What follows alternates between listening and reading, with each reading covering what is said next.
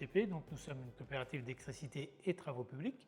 Nous faisons principalement du réseau basse tension, moyenne tension, éclairage public, gaz et télécommunications pour nos clients principaux qui sont les syndicats d'électrification des Deux-Sèvres, notamment Géridis, et électrification de la Vienne qui est SRD Sorégie. On a également un petit marché avec Enedis, raccordement de branchement. Nous travaillons également aussi un peu avec les mairies, bien sûr.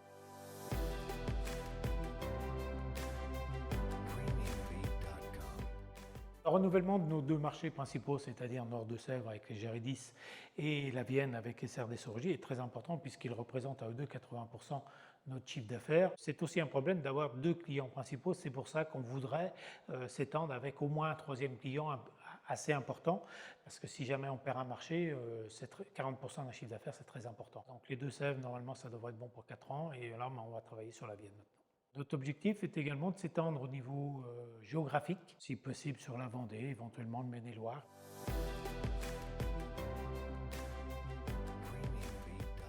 Investir dans du nouveau matériel qui est en train de sortir, ce qu'on appelle les camions aspirateurs, des gros aspirateurs sur camion pour faire les tranchées, qui permettent de gagner un peu en rendement, d'éviter les dégâts aussi, de casser des conduites. Il y a différents procédés, ce qu'on appelle aussi d'enrubanage, etc.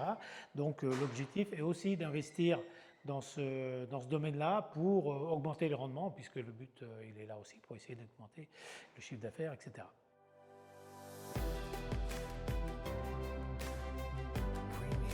On est sur un chantier d'effacement de réseaux électriques, télécom et d'éclairage public dans la ville de Cerizay. Mon rôle, c'est de diriger les différentes personnes qui travaillent à côté de moi, de faire attention à la sécurité aussi. Sous nos pieds, il y a quand même du gaz, il y a de la fibre optique, il y a des eaux usées, des eaux pluviales, il y a plein de réseaux qui passent, donc il faut faire très attention. Il y a de la HTA un peu plus loin derrière moi aussi. Il faut suivre tous les documents, les DICT, faire des marquages au sol pour éviter qu'il y ait des accidents sur le chantier. Il nous faut être très précis sur les marquages de piquetage pour ne pas endommager des réseaux, etc.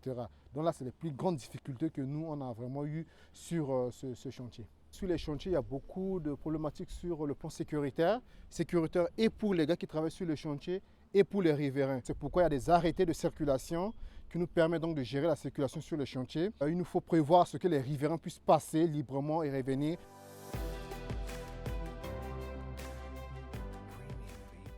Ce sera en plusieurs tranches parce que il y a l'équipe de souterrain, c'est-à-dire moi avec mes collègues. Ensuite, une équipe de raccordeurs qui vont venir derrière pour raccorder toutes les habitations du secteur.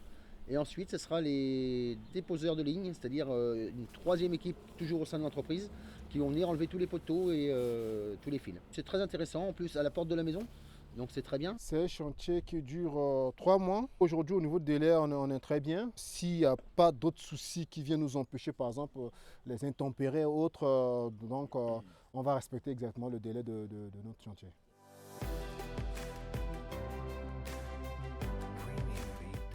On est dans les Deux-Sèvres, on est à Cercé, on plante 2 poteaux pour éliminer la BT qui est en l'air de chaque côté pour réhabiliter le poteau moyenne tension. Plus ça va, plus les gens ont besoin de courant, alors on est obligé de renforcer les lignes. C'est que le terrain est très dur. Une fouille, si on met 20 minutes, là on va passer 2 heures à la faire, si tout va bien.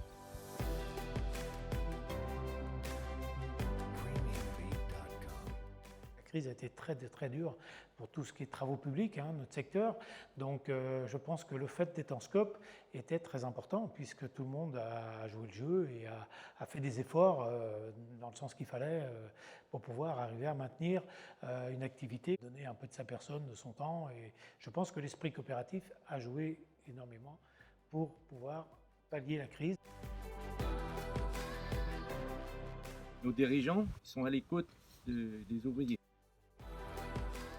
Je suis un peu patron aussi si vous voulez parce que vu que j'ai des parts au niveau de la coopérative, je travaille pour moi donc ça motive encore plus. C'est pas que je ne travaillais pas bien avant, mais ça motive encore plus. Je soutiens également le même point de vue que Wilfried. Là vraiment c'est qu'on est dans une entreprise où on travaille pour nous. On sait que si ça ne se passe pas bien, ça veut dire que c'est toute l'entreprise, tout le monde qui est impacté. En tant que QSE, chaque trimestre je fais des réunions avec les gars pour les informer sur toute la situation de l'entreprise. Ça permet parfois ensemble de trouver des solutions. Toute cette amélioration, je le sens avec les gars qui travaillent pour eux-mêmes.